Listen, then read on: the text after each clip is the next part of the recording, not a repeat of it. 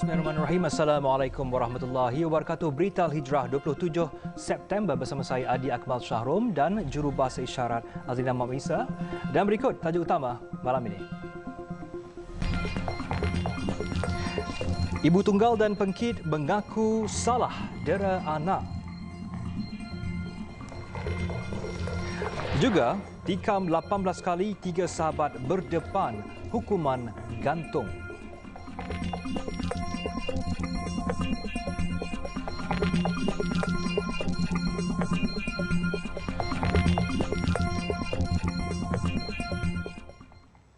Kes dera anak kandung. Seorang ibu tunggal dan rakan serumahnya yang sebelum ini mengaku tidak bersalah atas dakwaan menganiaya dan mengabaikan kanak-kanak berusia 7 tahun itu menukar pengakuan hari ini. Nurul Ashikin Muhammad Zahir, 27 tahun dan wanita yang berperwatakan lelaki, Awin Chua, 30 tahun, mengaku bersalah di Mahkamah Session Johor Bahru atas tuduhan berkenaan.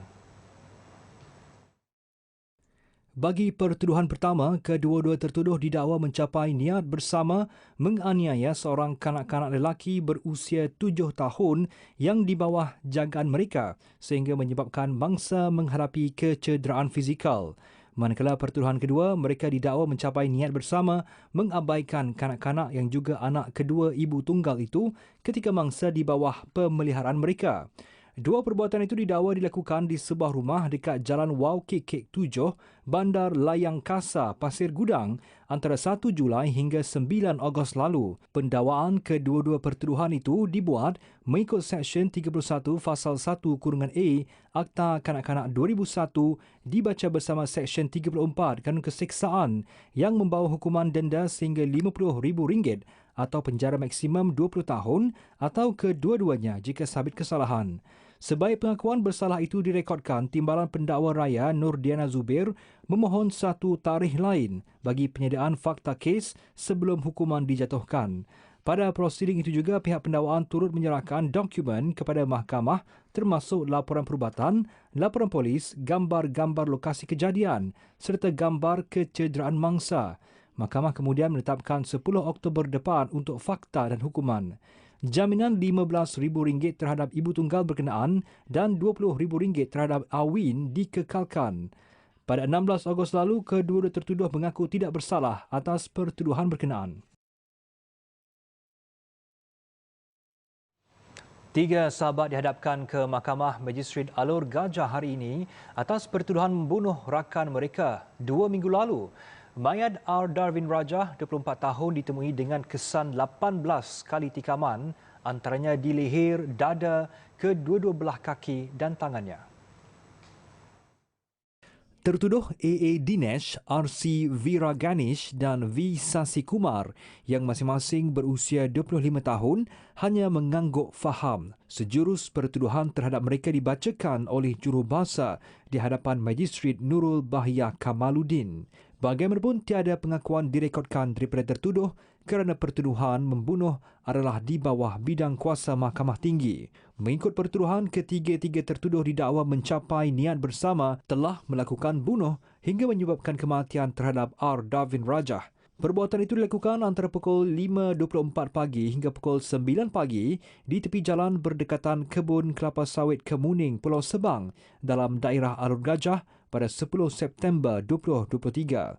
Kesemua mereka didakwa mengikut Seksyen 302 Kanun Keseksaan dan dibacakan bersama Seksyen 34 Kanun Sama yang memperuntukkan hukuman mati. Magistrate Nurul Bahiyah kemudian menetapkan 27 Oktober ini sebagai tarikh sebutan semula kes. Media sebelum ini melaporkan R. Darwin Rajah hilang selepas tidak pulang ke rumahnya di Tampin Negeri Sembilan. Kehilangannya kemudian terungkai apabila mayat pemuda itu ditemui dalam semak di kawasan Kemuning, Alor Gajah pada 16 September lalu. Hasil laporan bedah siasat mendapati mayat mangsa mempunyai 18 kali kesan tikaman, antaranya di leher, dada, kedua-dua belah kaki dan tangannya. Di Terengganu, 2 sahabat dijatuhi hukuman penjara 9 tahun dan 2 sebatan oleh Mahkamah Session Kuala Terengganu hari ini atas pertuduhan melakukan rompakan bersenjata di sebuah kedai runcit. Muhammad Syakir Azrai Mat Rodi 28 tahun dan Muhammad Azwan Harun 34 tahun mengaku bersalah selepas pertuduhan dibaca di hadapan Hakim Nuriyah Osman. Kedua-dua tertuduh itu melakukan rompakan berkumpulan dengan bersenjatakan sebilah sabit yang boleh menyebabkan kematian.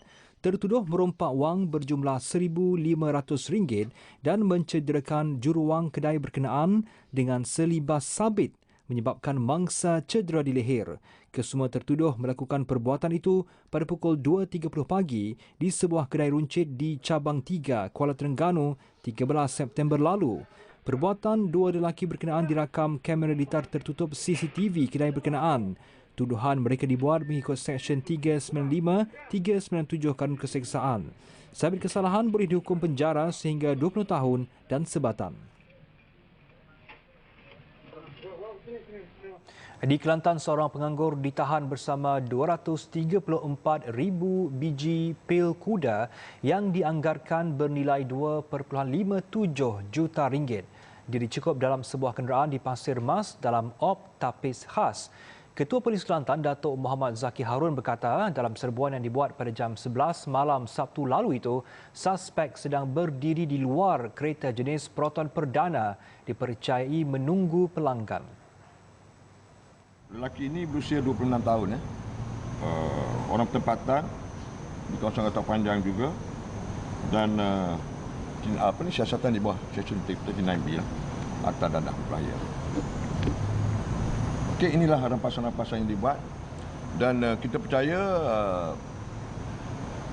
pil-pil ini akan diedarkan kepada tokan-tokan di Kelantan. Dan berdasarkan pada 4 guni, kemungkinan besar 4 pembeli telah pun dikenal pasti. Jadi apapun kita akan buat siasatan dan saya percaya ini adalah merupakan sindiket yang besar memandangkan jumlah yang begitu banyak. Beliau berkata demikian dalam sidang media mengumumkan kejayaan op tapis khas di IPK Kelantan hari ini. Jelas Datuk Muhammad Zaki, ujian saringan yang dibuat terhadap lelaki berusia 26 tahun itu bagaimanapun negatif dadah dan suspek juga tidak memiliki sebarang rekod lampau. Menurutnya lagi, pil kuda itu dipercayai dibawa masuk dari negara jiran untuk pasaran tempatan dan pihaknya sedang mengenal pasti dan mengesan pembeli dadah terbabit. Polis juga membuat siasatan lanjut sama ada terdapat rangkaian kumpulan lain juga terbabit dengan pengedaran dadah itu kerana ia melibatkan jumlah yang besar. Suspek ditahan reman selama 7 hari bermula 24 hingga 30 September untuk siasatan mengikut Seksyen 39B Akta Dadah Berbahaya ADB 1952 yang boleh dihukum gantung sampai mati atau penjara seumur hidup dan tidak kurang 12 sebatan jika sabit kesalahan. 5 pasangan di Johor dicekup Jabatan Agama Islam Negeri JAINJ dalam Ops Bantras di sekitar Johor Bahru. Kesemua yang ditangkap berusia 22 hingga 42 tahun itu didapati berdua-duaan dalam bilik hotel semasa serbuan dibuat. Pengerusi Jawatankuasa Hal Ehwal Agama Negeri Muhammad Farid Muhammad Khalid berkata, operasi menyasarkan kawasan-kawasan hotel, rumah urut dan rumah tumpangan di sekitar bandaraya berkenaan. Manakala seramai 18 anggota penguatkuasa JAINJ terlibat dalam operasi yang digerakkan sejak jam 10 malam tadi. Usaha ini adalah usaha yang berterusan. Kenapa kami pilih pada hari bekerja? Kerana kami ingin membuat pencegahan tidak hanya tertumpu pada hari-hari minggu percutian saja. Ini supaya memberikan kegurunan kepada masyarakat bahawa pihak penguatkuasa tidak hanya bertindak pada waktu-waktu peak hour saja. Kita lazimkan tindakan pada segenap bilang masa supaya kegurunan ini memberikan amaran kepada diri kita semua bahawa perlakuan jenayah syariah amatlah ditegah dan mestilah dijauhi. 5 daripada kesemua yang ditahan adalah warga asing dengan 5 lagi warga tempatan. Beliau berkata demikian pada sidang media selepas mengetuai serbuan Ops Bantras di Johor Bahru. Operasi dibuat mengikut peruntukan Seksyen 27 Enakmen Kesalahan Jenayah Syariah Negeri Johor. Sejak Januari hingga akhir Ogos lalu, sebanyak 1,525 operasi telah dijalankan dan JAINJ berjaya menangkap 568 pasangan.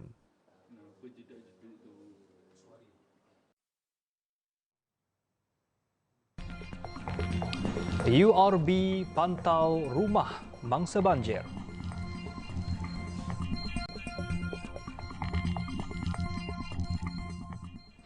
Bertemu kembali. Polis akan melakukan rondaan lebih kerap di kawasan penempatan yang mana penduduknya terpaksa berpindah ke pusat pemindahan sementara PPS akibat banjir di daerah Kubang Pasu. Ketua Polis Kedah, Datuk Fisol Saleh berkata, unit ronda bermotosikal URB akan memasuki kampung bagi memastikan tidak berlaku kes pecah rumah dan kecurian harta benda. Jelas Datuk Fisol, mangsa tidak perlu khawatir untuk meninggalkan kediaman mereka kerana polis sentiasa melakukan rondaan dan pemantauan di lokasi yang terjejas banjir. Daripada segi keselamatan, saya memberi jaminan supaya di daerah Kupang Pasu ini kita ada pasukan yang akan membuat rondaan. Di kawasan-kawasan terkesan ini, insya-Allah pihak polis akan membuat rondaan di sana supaya kita dapat mencegah kejadian-kejadian, dan kita pun minta benda-benda itu tidaklah berlaku dalam keadaan orang yang kena musibah ni. Ada pula pihak yang mengambil kesempatan. Tapi pihak yang ambil kesempatan tu kalau dapat keadaan, insya-Allah saya pun akan mengambil tindakan yang sewajarnya. Beliau ditemui media ketika meninjau mangsa banjir yang dipindahkan di pusat pemindahan sementara PPS Kampung Tradisi di Changlun hari ini. Datuk Fisol juga menasihatkan penduduk supaya tidak bimbang mengenai keselamatan rumah mereka. Sementara itu, Datuk Fisol menasihatkan penduduk supaya membawa dokumen penting, barangan kemas dan wang semasa berpindah ke PPS. Dalam perkembangan sama, banjir di Kedah mencatatkan peningkatan mangsa terjejas dengan 603 orang daripada 174 keluarga petang ini berbanding 268 mangsa pagi tadi.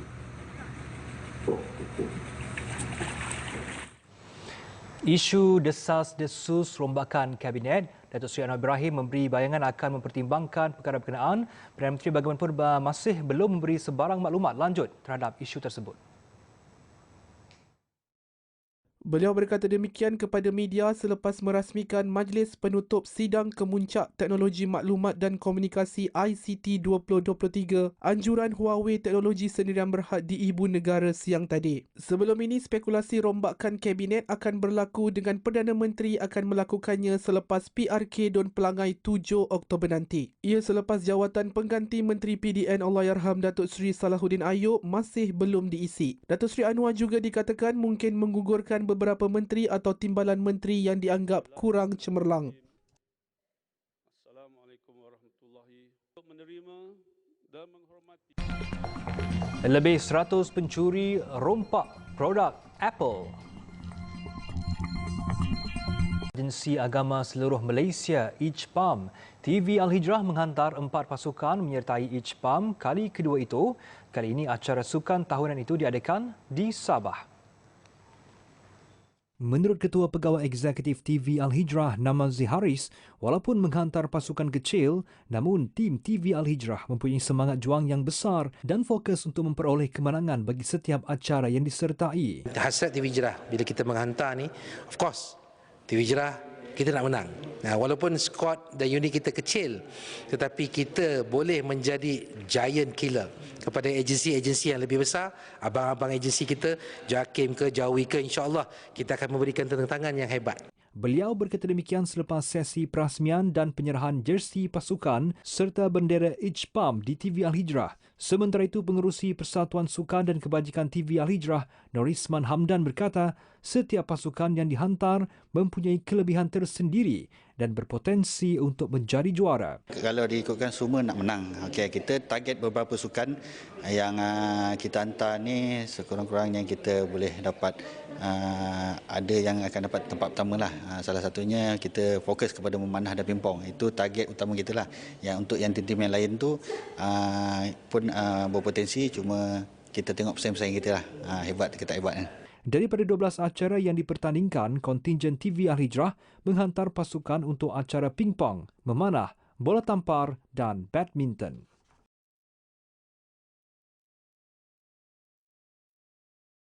Kita ke laporan luar negara. 100 maut manakala 150 lagi cedera dalam kebakaran di sebuah majlis perkahwinan Kebakaran dipercayai dicetuskan oleh mercun, lilin dan beberapa peralatan lain yang digunakan semasa majlis tersebut.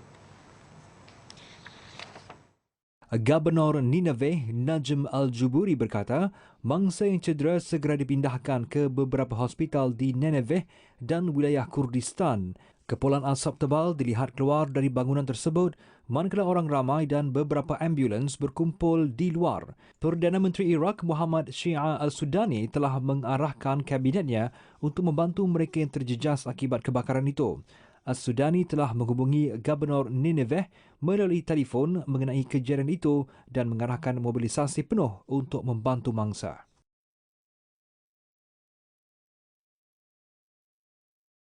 Presiden Amerika Syarikat Joe Biden dan barisan penasihat kanan beliau memberi amaran penutupan Kerajaan Persekutuan pada 1 Oktober akan mengundang penderitaan meluas, ia termasuk kehilangan bantuan makanan kepada hampir 7 juta wanita berpendapatan rendah dan juga kanak-kanak. Biden berkata kegagalan Kongres mencapai kata sepakat meluluskan peruntukan untuk pembiayaan Kerajaan Persekutuan akan membawa akibat buruk. Kesannya akan dirasai terutamanya oleh masyarakat kulit hitam termasuk pengurangan bantuan makanan, pemeriksaan lokasi sisa berbahaya dan penguatkuasaan undang-undang perumahan yang adil. Penutupan Kerajaan Persekutuan akan berlaku apabila Kongres gagal meluluskan beberapa rang undang-undang bagi membiayai perbelanjaan negara. Krisis itu akan mengakibatkan Kerajaan Amerika Syarikat lumpuh. Beratus-ratus ribu kaki tangan persekutuan di samping Angkatan Tentera tidak akan mendapat gaji mereka jika Kongres gagal menyediakan pembiayaan untuk tahun fiskal bermula 1 Oktober 2023. Kedua-dua Dewan Perwakilan dan Senat yang membentuk Kongres Amerika Syarikat mempunyai tarikh akhir sehingga Ahad ini untuk meluluskan peruntukan Kerajaan Persekutuan tersebut.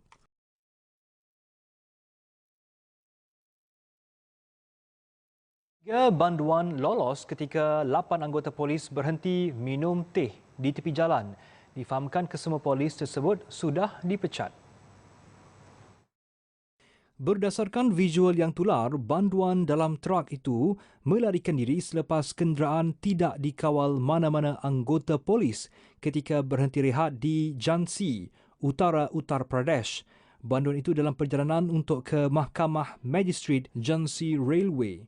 Banduan berkenaan dilihat meninjau keadaan terlebih dahulu dari belakang trak sebelum masing-masing melarikan diri ke arah yang berbeza. Difahamkan pencarian banduan lolos itu masih dijalankan.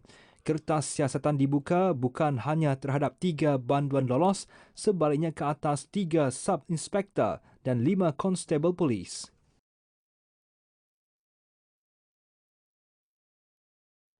Lebih 100 remaja menyerbu dan melarikan barang jualan kedai Apple, antara dicuri iPhone dan iPad versi terbaru. Kejadian di pusat bandar Philadelphia, Amerika Syarikat itu berlaku sekitar jam 8 malam Selasa. Kumpulan pencuri tersebut memakai hoodie dan bertopeng. Mereka seolah-olah seronok dapat mencuri barangan tersebut dari kedai titanium. Malah kelihatan beberapa orang menyanyi dan bersorak ketika keluar dari premis. Antara barangan yang dicuri adalah iPhone 15 Pro Max yang baru saja dilancarkan Apple. Pencuri kemudian melarikan diri selepas terdengar bunyi siren polis. Beberapa individu berbaju uniform dilihat merakam muka dan kejadian yang berlaku.